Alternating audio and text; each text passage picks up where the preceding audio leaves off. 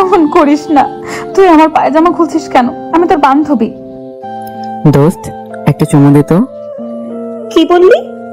একটা চুমু দিতে বলছি। চোখ বন্ধ কর। চুমু খেতে হবে, চোখ বন্ধ করতে হবে? আচ্ছা, করছি। চোখ বন্ধ করতেই মারুফ আমার গালে একটা ঠাস করে থাপ্পড় বসিয়ে দিল। খেয়েছিস? মারলি কেন? কুত্তা, তুই কি বলেছিস? চুমু দিতে? কি? আমি তোকে চুমু দিব? আরে রেগে যাচ্ছিস কেন? আমি বলছি তোর হাতের চুইংগামটা মুখে দিতে। মানে? আরে সংক্ষেপে বলছি চুমু দিতে, মানে চুইংগাম মুখে দিতে। ও সরি রে, বুঝতে পারিনি। ইটস ওকে, চল কোথায়? ঘুরে আসি। চল। এবার পরিচয়টা দেওয়া যাক। আমি সালমান, আর যার সাথে এতক্ষণ কথা বললাম সে হলো আমার ফেভিকল বান্ধবী মারুফা, মানে আমার বেস্টু। আমরা দুজন এবার অনার্স দ্বিতীয় বর্ষে পড়ি। এরপর দিন কলেজে মাঠের কোণে আড্ডাখানে বসে চুইংগাম চেবাচ্ছি। তখন মারুফা আমার কাছে এসে আমাকে বলল, কি রে, কি করছিস? আমাকে একটু চুমু দে তো। বলতে দেরি, অ্যাকশন নিতে দেরি নেই। ওর মাথাটা ধরে ঠোঁটে ঠোঁট দিয়ে চুমু খেলাম। মারুফা রেগে গিয়ে বলল, কুত্তা, কি করলি এটা? কেন? তুই তো বললি চুমু দিতে। তোকে এই চুমু দিতে বলছি? বলছি তোর হাতের চুইং গাম মুখে দিতে। ও, আমি তো ভাবলাম তুই বুঝি চুমু দিতে বলছিস। আচ্ছা আচ্ছা, আমার চুমু আমাকে ফেরত দে। কুত্তা, তোর চুমু তোকে ফেরতে যাচ্ছি। শুরু করলো আমাকে ধাওয়া করা। ছুটছি, পিছন পিছন মারুফা দৌড়াচ্ছে। কিছুদূর দৌড়ে হাঁপিয়ে গিয়ে একটা বেঞ্চে বসে জিরোতে লাগলাম। আমিও পাশে গিয়ে বসলাম। দোস্ত, যাই বলিস না কেন, তোর ঠোঁটে স্বাদ কিন্তু অসাধারণ। মারুফা কিছুক্ষণ আমার চোখের দিকে তাকিয়ে থাকলো, তারপর আবার শুরু করলো ধাওয়া। এক দৌড়ানিতে কলেজ থেকে বের করলো। পাগলিটাকে ভালোই খেপেছি। পাগল একটা, খুব ভালোবাসি মারুফাকে, কিন্তু বুঝতে দেয় না। তাহলে তো বন্ধুত্ব নষ্ট করে দিতে পারে। রাত 12টার দিকে মারুফার কাছে কল দিলাম। ঘুমিয়ে আছে মনে হয়। দুবার রিং হওয়ার পর ধরলো। ঘুম ঘুম কণ্ঠে বললো, হ্যালো। কি রে দোস্ত, কি করস? হারামি, এত রাতে মানুষ কি করে? কত কিছুই তো করে, তুই কি করছিস? শালা মুখ ফাটিয়ে দেব। এত রাতে আমার কাছে এখন নষ্ট করে বলছিস কি করি? ও সরি দোস্ত, ঘুমা তাহলে।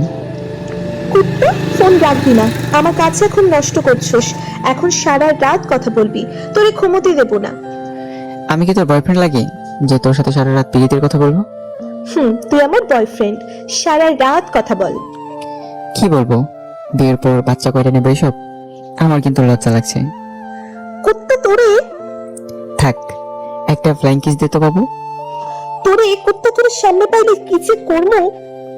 কলটা কেটে দিয়ে মনের সুখে একটা ঘুম দিলাম। পরের দিন কলেজে গেলাম। মারুফা মিনারের সিঁড়িতে বসে আছে। ওর পাশে গিয়ে বসলাম। কি রে, কি করিস? কথা বলবি না, আমি রেগে আছি। তা মহারানীর রাগ ভাঙানোর জন্য কি কি করতে পারে? যা ফুচকা নিয়ে আয়। আচ্ছা, আনতেছি। কলেজের সামনে ফুচকা বাবু বসে। সেখান থেকে এক প্লেট ফুচকা কিনে গেলাম মারুফার কাছে। মারুফা ফুচকা পেয়ে সেই খুশি, কপ কপ খেতে লাগলো। এটা আমার সহ্য হলো না, তাই বললাম, এদিকে দেখতো, ওইটা রোমান না? আমার ওদিকে তাকানোর সাথে সাথে এক পিস মুখে পড়ে নিলাম। না, ওটা রোমান না। প্লেটের দিকে তাকিয়ে বলল, আমার ফুচকা একটা কই? আমি কিভাবে বলবো? তুই তো মাত্র খেয়েছিস। শেষে মারুফা, তা খেয়ে বলে যাস? চুপ হারামি, আমি দেখেছি ছিল। আচ্ছা দেখতো, এটা তোর খালাতো বোন না? কোথায়? ওই যে। মারুফা তাকাতে আরেক পিস মুখে ঢুকে নিলাম, কিন্তু গিলতে পারলাম না। তার আগে ও ফিরে আমার দিকে তাকালো। আমার মুখের দিকে চোখ বড় বড় করে তাকিয়ে রইল। আমি ফুসকা মুখে রেখে বললাম, আমি না। কুত্তা, তোর একদিন কি আমার একদিন। এ বলে শুরু করলো ধাওয়া করা। আমি দৌড়াচ্ছি, পেছন পেছন ও দৌড়াচ্ছে।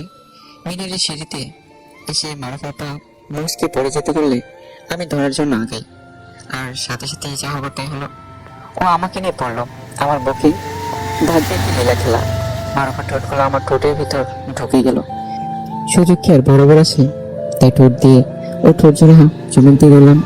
বেশ কিছুক্ষণ তো ও নিজে ছেড়ে দিয়ে আমার বুক থেকে পাশে সরলো। আমি উঠে দাঁড়ালাম। দুজনে যেন ঘোরের ভিতরে আছে।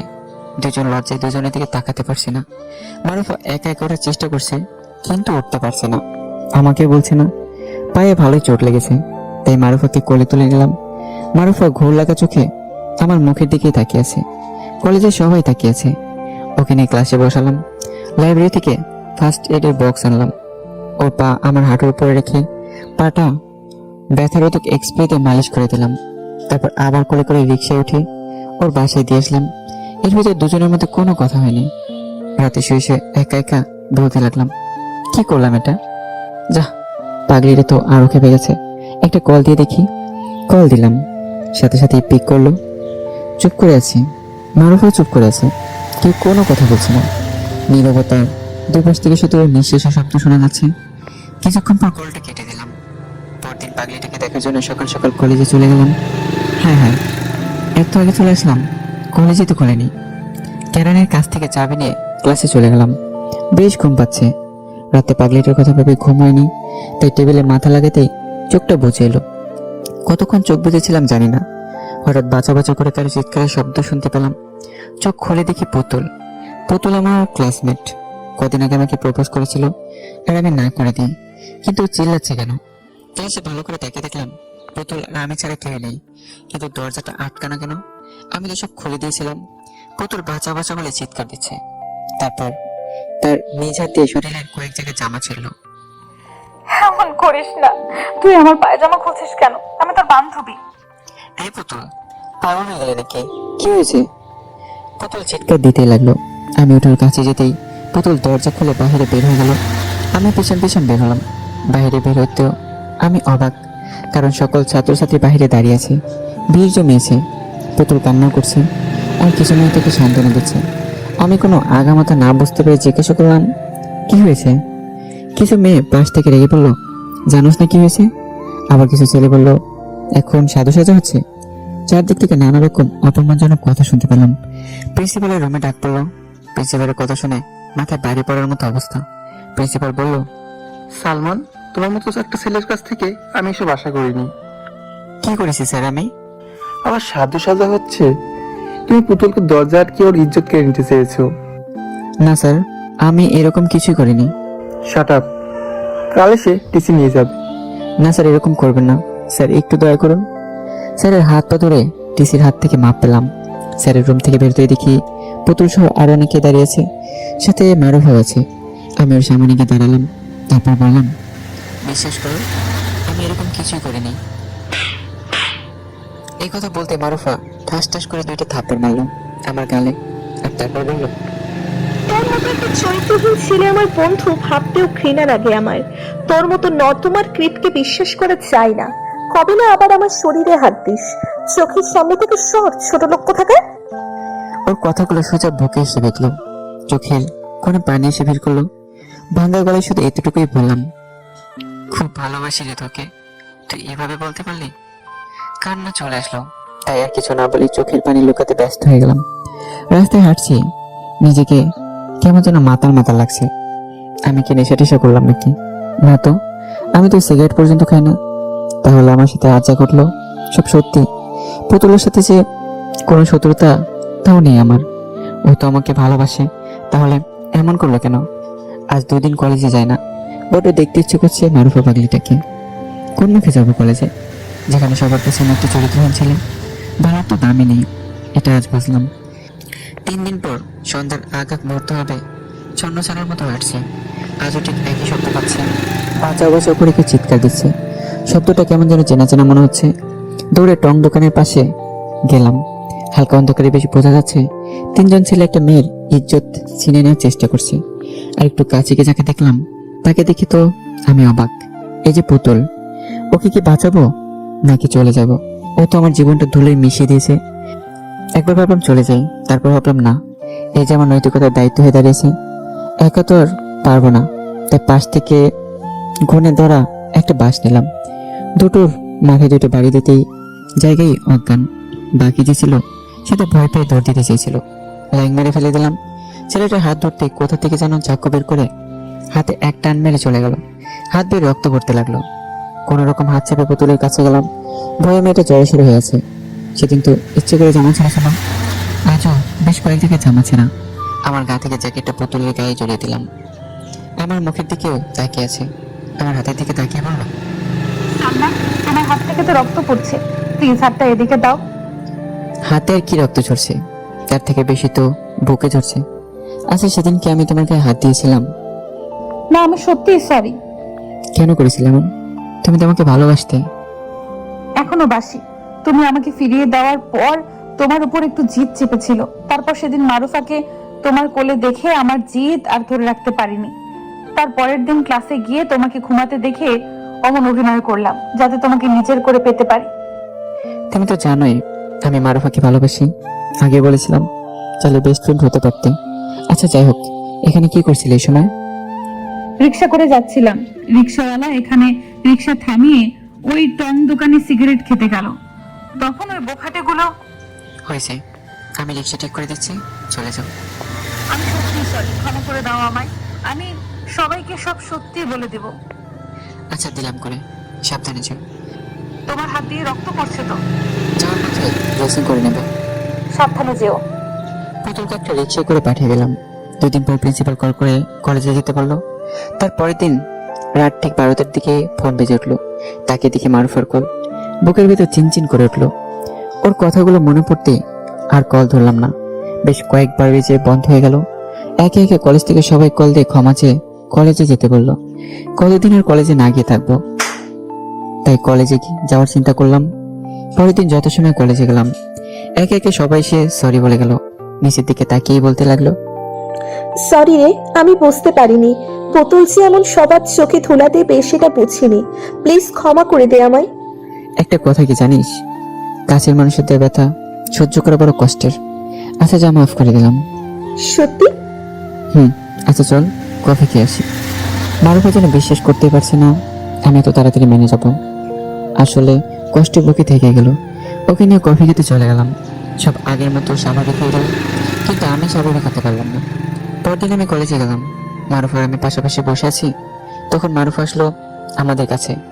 সালমান, কেমন আছো? এই তো ভালো, তুমি? ভালো। তোমার হাতের কি অবস্থা? ভালো। শার্টের হাতা ওঠাও তো, দেখবো। ভালো হয়ে গেছে।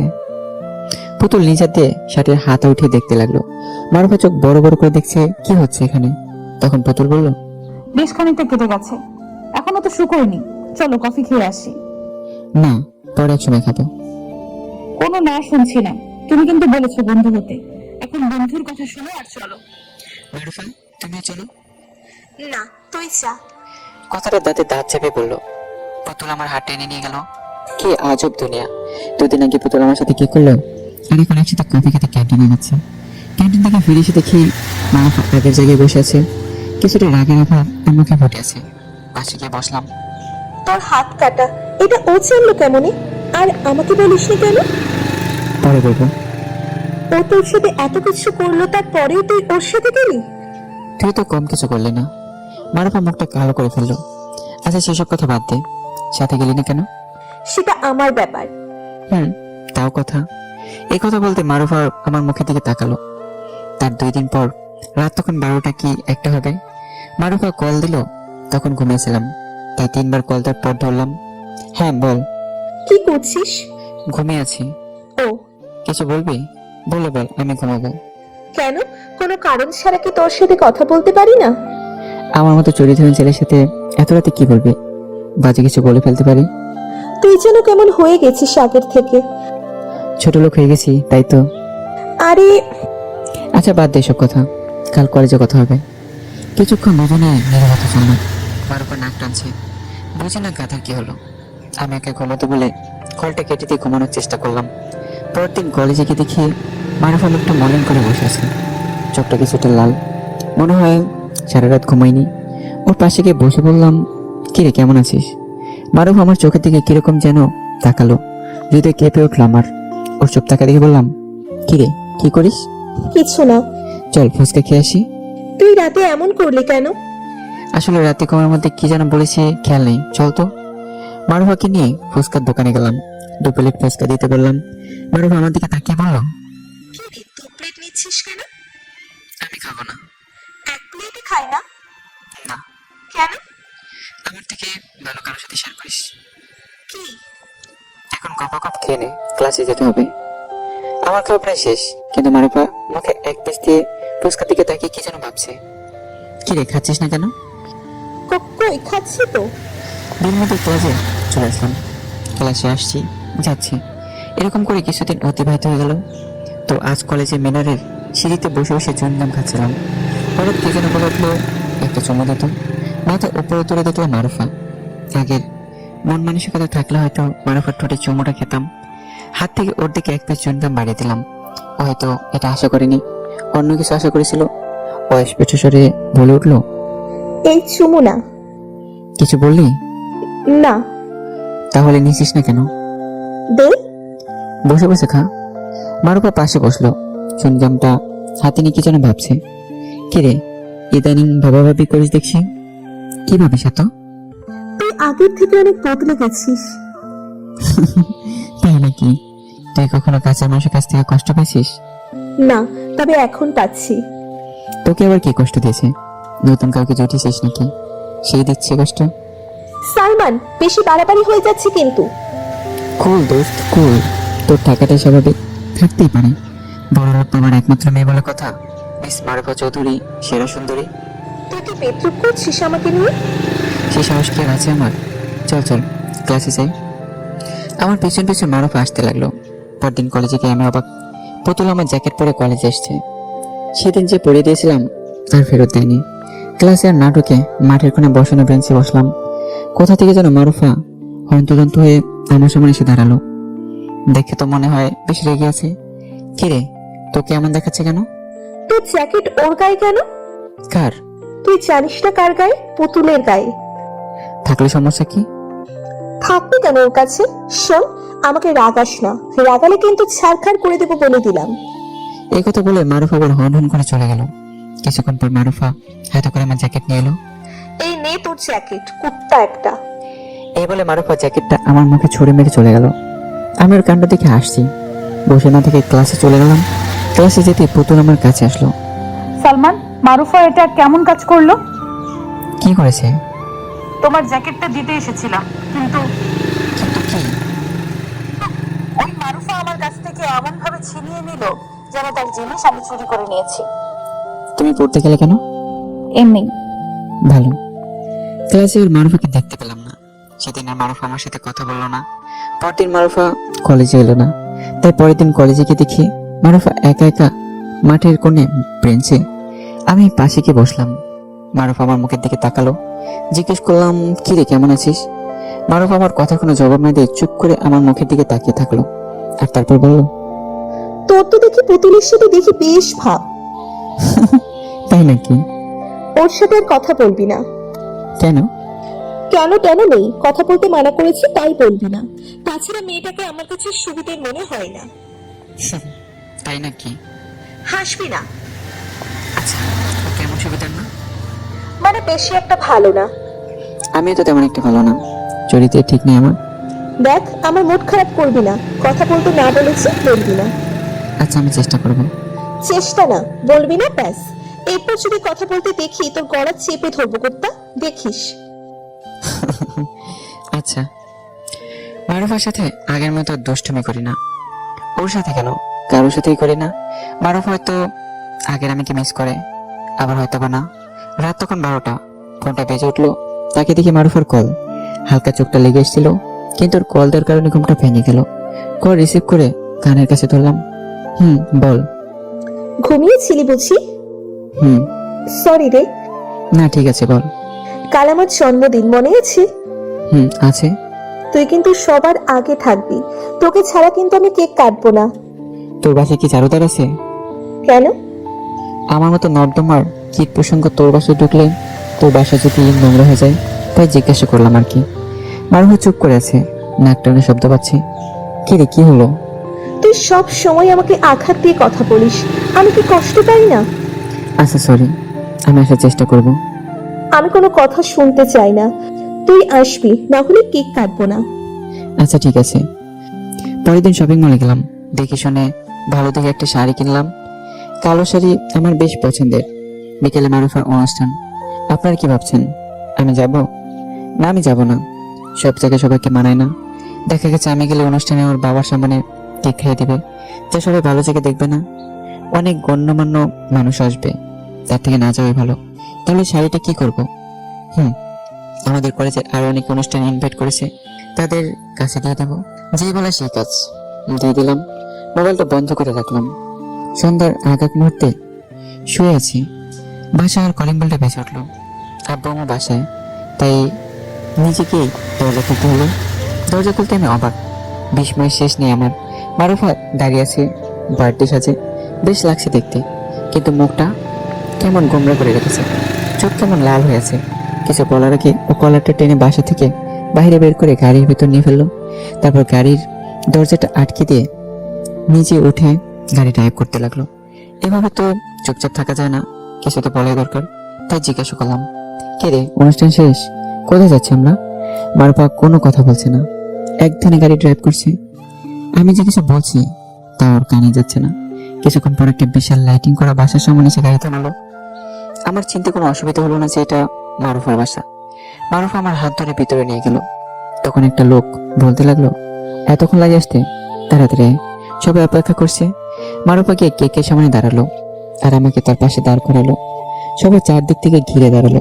মারুফা ফু দিয়ে মোমবাতি নিয়ে গেল, তারপর কেক কেটে এক টুকরো হাতে নিয়ে ওর আব্বু আমাকে খেয়ে দিল। তারপর আমার মুখের কাছে এক টুকরো কেক ধরলো, খেয়ে নিলাম এক কামড়ে। খারাপ না, মজার তো। যাক, যেটা ভয় করছিলাম সেটা হলো না। ওকে এক টুকরো না খেয়ে দিলে কেমন হয়, তাই এক টুকরো কেক হাতে নিয়ে ওর মুখের কাছে ধরলাম। মারুফা আমার চোখের দিকে কিছুক্ষণ তাকিয়ে থেকে অন্যদিকে চলে গেল। হাতের কেক হাতেই থেকে গেল, আমার হাতে কেকটা খেলো না। ব্যাস, রেগে আছে মনে হয়, রাগেরই কথা। আমি নিশ্চুপ চুপচাপ চারদিকে দেখতে লাগলাম। কিছুক্ষণ পর একটা মেয়ে এসে বলল, আপনাকে মারুফা আপু উপরে যেতে বলেছে, আমার সাথে আসুন। আমি মেয়েটার সাথে উপরে যেতে লাগলাম। উপরে গিয়ে তো আমি অবাক, মেয়েদের মেলা চলছে সেখানে। মারুফার চারপাশে মেয়েরা ঘিরে আছে। আমি কাছে যেতে মারুফা আমার সাথে সবার পরিচয় করে দিল। মিম, লুৎফা, রোজি, সাথী, এ হলো আমার বেস্ট ফ্রেন্ড সালমান। হাই, আমি রোজা, মারুফার কাজিন। হ্যালো। আপনি কত লাকি ছেলে, আপনার জন্য সবাইকে 2 ঘন্টা বসিয়ে রাখলো বার্থডে অনুষ্ঠানে। আপনার জন্য অনুষ্ঠান বন্ধ করে দিতে চেয়েছিল। তা মারুফা, উনি তোর বেস্ট ফ্রেন্ড নাকি অন্য কিছু? মারবো একটা, যা খাবার সাজা, ও খাবে এখন। বুঝি বুঝি, চল তো তোরা। মারুফা ওদের নিয়ে খাবার সাজাতে লাগলো একটা টেবিলে। ওরা চোখের সামনে এভাবে বলায় বেশ লজ্জা পেয়ে গেলাম। মারুফা এই পর্যন্ত কোনো কথাই বললো না আমার সাথে। কিছুক্ষণ পর মজাকে দিয়ে আমাকে ডেকে নিয়ে খাবারের সেরা বসানো। বেশ অবাকি, কার সাথে আসলাম সে কথাই বলছে না। বেশ চাপের বিমান আমার উপর জন্মেছে। আমি এত বসেছি টেবিলে, এখানে হয়তো আমার জন্য স্পেশাল ভাবে সাজিয়েছে টেবিলটা। খাবার দেখে আমি বেশ অবাক হয়ে গেলাম। এত খাবার, পুরো টেবিলে খাবার দিয়ে ভরা। আমার চারপাশে লুৎফা সহ ওর কাজিনরা দাঁড়িয়ে আছে। একা খাবো কেমন দেখায়, তাই ওদেরও সাজলাম। আমি একা খাবো কেমন দেখায়, তোমরাও বসো। সবাই একসাথে বললো, না না ভাইয়া, আপনি খান, আমরা সব সার্ভ করবো। এবার মারুফার দিকে তাকিয়ে বললাম, তুই বস, একসাথে আমরা খাই। মারুফা কিছু বললো না, আমার প্লেট টেনে খাবার বাড়তে লাগলো। মারুফা আপু, তোমার হিরো বসে একা খাচ্ছে আর তুমি দাঁড়িয়ে থাকবে? বসে পড়ো, বসো বসো, সব করার জন্য আমরা আছি। মারুফার ঠোঁটের কোণে হালকা হাসি ফুটে উঠলো। পরক্ষণে তো আবার মিলিয়ে গিয়ে রাগের রূপ ধারণ করলো। মারুফা আমার পাশের চেয়ারটা টেনে বসলো। আমার প্লেটে মারুফা খাবার বেড়ে দিতে লাগলো, সব ডাবল ডাবল করে দিচ্ছে, মনে হচ্ছে জিদ করে দিচ্ছে। তাই আমি বললাম, এই কি করছিস, এত খাবার খাওয়া যায়? এই কথা বলে যেন আরো ভুল করে ফেলেছি। মারুফা আমার দিকে রাগি চোখে তাকিয়ে পেয়ালার খাবার সব প্লেটে ঢেলে দিল। প্লাস ওর থেকে ওর কাজিনরা তো দেখে হাসতে লাগলো। তাই আমি বললাম, এত খাবার খেলে তো আর এখান থেকে উঠতে পারবো না। সমস্যা নেই, আমরা আছি তো, আপনাকেই কোলে করে নিয়ে যাব বেডরুমে। মারুফা রোজার দিকে দাঁত কটমট করে তাকালো। আরে ইয়ার, রেগে যাচ্ছিস কেন? আমি তো ফাজলামো করেছি। মারুফা আমার খাবার দিকে কিছুক্ষণ তাকিয়ে ওর কাজিনদের দিকে তাকিয়ে বলল, দেখ তো আর কি কি খাবার আছে নিয়ে আয়। এই না না, আর খেতে পারবো না। মারুফা জোর করে তারপরেও আরো খাবার দিল। ওর রাগি ভাব দেখে খাবারগুলো খেতে হলো। খাওয়া শেষ করার চেয়ারে থেকে ওঠার শক্তি পেলাম না। তাই ওর কাজিনদের বললাম, আমার হাতটা একটু ধরে টেনে ওঠাতো, উঠতে পারছি না। আমি হাত বাড়ালাম, ওরা যে আমার হাত ধরতে যাবে, তখন মারুফা খাবার রেখে উঠে ওদের হাত সরিয়ে নিজে আমার হাত ধরে উঠিয়ে দিলাম। ব্যাস, তুই তুলো হাত, আগে কখনো খেয়াল করিনি। মারুফা ওর কাজিনদের বলল, ওকে আমার রুমে নিয়ে বসা, কিছুক্ষণ রেস্ট নিক। কি আর করার, ওদের সাথে রুমে গিয়ে বসলাম। বেশ কিছুক্ষণ গল্প করলাম। এর ভেতর মারুফার রুমে ঢুকলো আর ওর কাজিনরা সব বের হয়ে গেল। ভাবলাম এবার হয়তো ভালো মন্দ দু একটা কথা বলবে, কিন্তু না, সেরকম কিছুই বললো না। ওর ড্রয়ার খুলে কি যেন বের করতে যাবে, তখন রাগী কণ্ঠে বলল, যা বাবার সাথে দেখা করে আয়। আমার শাড়িটা দেখেছিলি কেমন হলো? মারুফা শাড়িটা ধরে খাটে ছড়ে মারলো। আমি আর কিছু না বলে ওর বাবার সাথে দেখা করার জন্য নিচে যেতে লাগলাম। মারুফার ব্যবহার কিছুটা মনে আঘাত করলো আমার। ওর এমন রিয়েক্ট করাটা স্বাভাবিক। ওর বাবার সাথে কথা বলে দিল খুশি হয়ে গেল আমার। বেশ ভালো লোক, বিজনেসের কাজে সবসময় বাইরে থাকে। আমার সাথে এই প্রথম দেখা হলো। আমি মনে বসে বসে ভাবছি, মারুফার কি আমার দু শাড়িটা পছন্দ হয়নি? হবে হয়তো। অতটাও দামি না শাড়িটা, তবে বেশ খুঁজে পছন্দ করে কিনেছি। রাত হলো অনেক, আর থাকা যাবে না, বাসাও খালি। তাই মারুফাকে বলার জন্য উঠতেই দেখি ও সামনে। কখন আসলো কে জানে। ভাবনা চিন্তা করতে করতে কোনো খেয়ালই ছিল না। আমি ওটা মারুফার কাছে গেলাম, বললাম, রাত তো অনেক হলো, আমি চলে যাই। মারুফা কিছুই বললো না, তাই আবারও বললাম, চলে যাই আমি। মারুফা এবারও কিছু বললো না, তাই আবারও বললাম, জানি চরিত্রহীন আমি, খারাপ ছেলে, তাই বলে কথা বলবি না আমার সাথে? এ কথা বলতেই ও যেটা করলো কল্পনা করতে পারিনি আমি। মারুফা আমার মাথার চুলে হাত দিয়ে খামচি মেরে ধরে মাথাটা টেনে ওর মুখের কাছে এনে ঠোঁটের সাথে ঠোঁটটা মিলিয়ে দিল। খুব রেগে ছিল আমার উপর। ওর চুমুতে বেশি বোঝা যাচ্ছে। চুলগুলো আরো জোরে খামচি ধরে ঠোঁটে চুমুক দিয়ে ধরেছে। ওর কাজিনরা দেখে অবাক হয়ে হা করে মুখে হাত দিয়ে থাকলো। মারুফা কিছুক্ষণ পর একটা ধাক্কা দিয়ে সরাতে কাঁদতে কাঁদতে দৌড়ে পড়ে চলে গেল। আমি ধাক্কা সামলাতে না পেরে সোফাতে পড়ে গেলাম। কি হলো এতক্ষণ? মাথায় তো নষ্ট করে দিল। ওর কাজিনরা কাছে এসে বললো, বেশ রোমান্টিক তো আপনারা। তোমরা যে ভাবছো আসলে তা না। দেখলাম তো একজন আরেকজনের ঠোঁটের উষ্ণ ছোঁয়া নিচ্ছেন। জান, বাহিরে আপুর গাড়ি আছে, এগিয়ে গিয়ে আসবে। আমি কিছু না বলে বাইরে চলে আসলাম। কান্না করার কথা আমার, সে জায়গায় কান্না করছো। বাইরে এসে ছাদের দিকে তাকাতে দেখলাম মারুফা চলো চোখে তাকিয়ে আছে আমার দিকে। আমি গাড়িতে গিয়ে বসলাম। ওর হঠাৎ পাগলামি আমার অভিমানের পাহাড়কে গলিয়ে দিচ্ছে। ওকে এসব করে কিছু বোঝাতে চাচ্ছে আমাকে। গাড়ির কাছ নামিয়ে আবার তাকালাম ছাদের দিকে। এখনো তাকিয়েছে আমার দিকে, চোখের পানি চিকচিক করছে মারুফার গালে। আমার চলে যাওয়ার দিকে তাকিয়ে আছে। বাসায় এসে শুয়ে পড়লাম। সকালে মামা বাসা থেকে বাবা ফোন দিয়ে বলল, সালমান, তোর আম্মু এখানে অসুস্থ হয়ে পড়েছে। কি বলো, কিভাবে? জানি না, বারবার তোকে আসতে বলতেছে। আচ্ছা, আমি আজ বিকেলে আসছি। আচ্ছা, চলে আসিস। মারুফাকে জানানো দরকার, বিকেলে চলে যাব। তাই ওর ফোনে কল দিলাম, ফোন বন্ধ বলছে। বেশ কয়েকবার কল দিলাম, কিন্তু ফোন বন্ধই বলছে। আমার উপর রাগ করে ফোন বন্ধ করে রেখেছে। বাসে বসে বসে ওর ফোন অনেক ট্রাই করলাম, কিন্তু ফোন বন্ধ বলছে। অবশেষে মামার বাসায় গিয়ে পৌঁছালাম। সন্তান কাছে থাকলে মায়ের এমনি ভালো হয়ে যায়, যার প্রমাণ আজ পেলাম। রাতে আমার নিজ হাতে আমাকে খাইয়ে দিল। তারপরের দিন আমাদের ওখানে কারেন্ট ট্রান্সমিটারে কি যেন সমস্যা হয়, কারেন্ট চলে গেছে। কারেন্ট না থাকার কারণে মোবাইলটা বন্ধ হয়ে গেল। আজ 3 দিন ধরে ফোন বন্ধ, সবার সাথে যোগাযোগ বন্ধ। মারুফা পাগলিটা কি করছে কে জানে। ফোন কি এখনো বন্ধ করে রেখেছে কিনা জানি না। কারেন্ট আসতে আরো 2 দিন লাগবে। মোট 5 দিন পর কারেন্ট আসলো। 5ম দিন রাতে আসলো কারেন্ট। চার্জে রেখে মোবাইল ওপেন করলাম। ওপেন করতে বেশ কতগুলো মেসেজ আর কল দেখতে পেলাম। আপনারা কি ভাবছেন, কে দিতে পারে? ঠিকই ধরেছেন, সবগুলো মারুফা দিয়েছে। যে মুহূর্তে কল দেবো ঠিক তখনই মারুফা কল দিল। কল রিসিভ করতেই, ওই কুত্তা, তোর ফোন বন্ধ কেন? তোরে খুন করমু কুত্তা, বিলাই, তোর বাসায় তালা মারা কেন? কি হলো, কথা বলছিস না কেন? ফোনে চার্জ ছিল না, আর আমি এখন মামার বাসায়। তোর মামা বাসার অ্যাড্রেস বল, আমি এখনই আসবো কেন? তোকে দেখতে, তাড়াতাড়ি বল। পাগল হলি নাকি? এই রাতে আসবি? হ্যাঁ, পাগল হয়েছি, তুই বলবি কিনা বল। দেখ, পাগলামি করিস না, 2 দিন পর আমি আসতেছি। আমি এত কিছু শুনতে চাচ্ছি না। আরে পাগলি, এত রাতে আসবি, লোকে কি বলবে? তাছাড়া মা বাবা এখানে, তাদের কি বলবো আমি? আমি এত কিছু শুনতে চাচ্ছি না, তুই বলবি কিনা। আমি কিন্তু কিছু একটা করে বসবো। পাগল হলি নাকি? কি আজে বাজে বকছিস? তাহলে তুই বলবি না? ঠিক আছে, দেখ কি করি। পাগলামি করিস না। আচ্ছা বলছি, মেসেজ দিচ্ছি, এই ঠিকানায় চলে আসিস, আর সাবধানে আসিস। বুঝি নাকি পাগলামি শুরু করেছে। রাত 11টার দিকে মারুফ এসে পৌঁছালো। কিরকম শুকিয়ে গেছে, চুলগুলো এলোমেলো কিরকম যেন হয়ে গেছে। মারুফ আমার দিকে মায়া ভরে চোখে তাকিয়ে আছে। ওর চোখ যেন কথা বলছে। তাই আমি বললাম, কি যে পাগলামি করিস না তুই, চল ভেতরে চল। মা বাবা সহ সবাই ড্রয়িং রুমে বসে আছে। মারুফাকে দেখে সবাই কেমন যেন আমার দিকে তাকাচ্ছে, তাই সবার উদ্দেশ্যে বললাম, আব্বু আম্মু, ও হলো মারুফা, আমার ফ্রেন্ড, আর মারুফা এরা আমার আব্বু আম্মু। মারুফা সোজা গিয়ে আব্বু আম্মু পাঁচা সালাম করলো। থাক থাক, পা ছোঁয়া লাগবে না। কি লক্ষ্মী মেয়ে, মুখটা এমন শুকনো কেন? কিছু পেটে পড়েনি?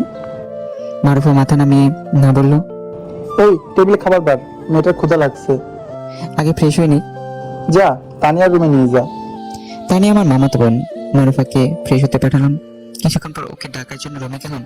গিয়ে শুনি তানিয়া মারুফাকে বলছে, কি এত রাতে ফ্রেন্ডের টানে আসছো নাকি প্রেমের টানে? দেখ, জানি না আমি।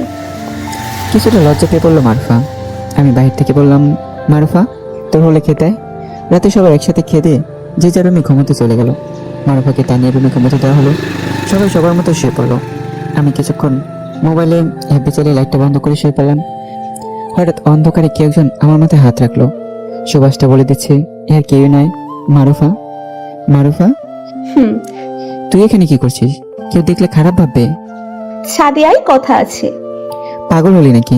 এত রাতে কেউ দেখে ফেলে সর্বনাশ হয়ে যাবে। কেউ দেখবে না। যা বলার সকালে বলিস। তুই আসবি নাকি সবাইকে জাগাবো? তুই না? আচ্ছা চল।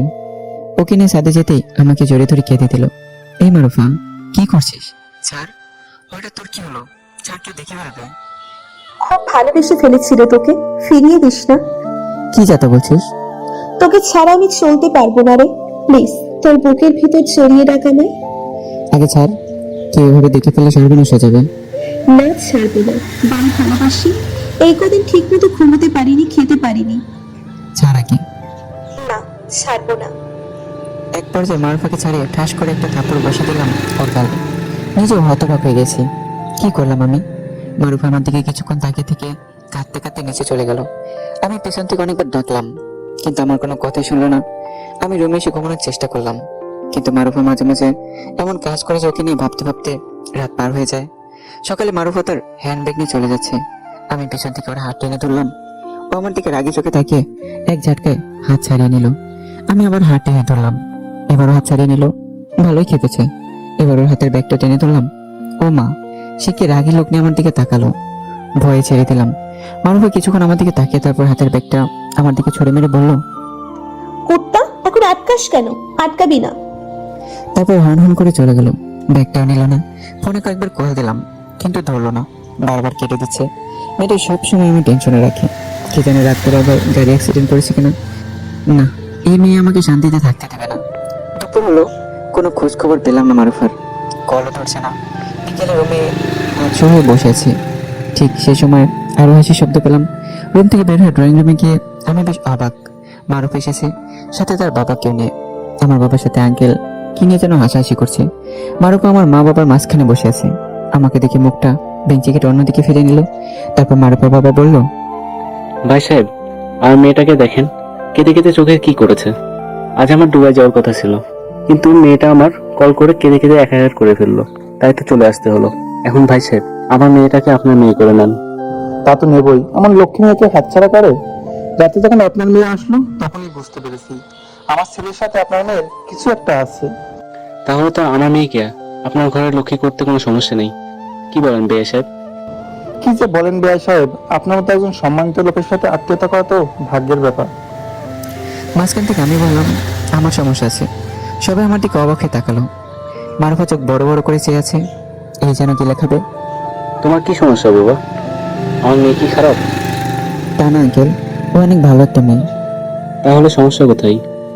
ওই দেখতে খুব সুন্দর, খুব ভালো একটা মেয়ে। আমি চাই না আমার মতো একটা সাধারণ ছেলের সাথে ওর জীবন কাটুক। ও অনেক ভালো উঁচু জায়গায় বিয়ে হবে। আমি চাই ওই সুখে থাকুক।